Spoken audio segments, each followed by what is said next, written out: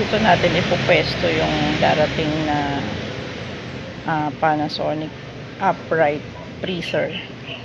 Diyan. So, bali tabi-tabi sila ni IC, ni chiller ng mga beverages. Tapos doon yung mga food na kailangang i-ref. Dumating na nga yung delivery ng ating Panasonic upright freezer.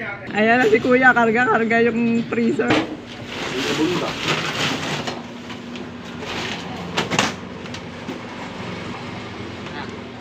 Ayan, napasok na nila yung ating bagong freezer.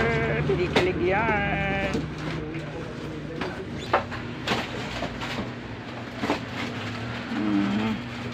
Okay lang kaya. Ayan na nga yung ating bagong deliver na Panasonic upright freezer na inverter.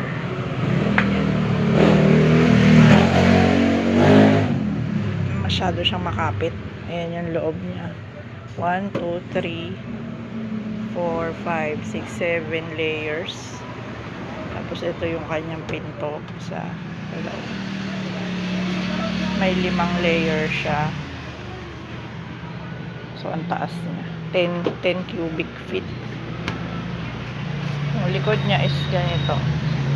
Meron siyang black na bakal. Ito yung umiinit, diba?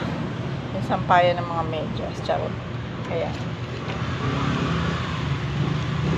Settle ng temperature ay ito. Temperature, I mean, ito yung kanyang controller para sa high, sa minimum, sa medium, at sa max. So, ayan. So, ang bilin sa amin, pagdating, 24 hours siyang naka-off. Huwag mo na isasaksak. Kinabukasan na siya i-on into maximum for 3 hours. So, ayan. Bali, nabili namin siya ng 25,000 something.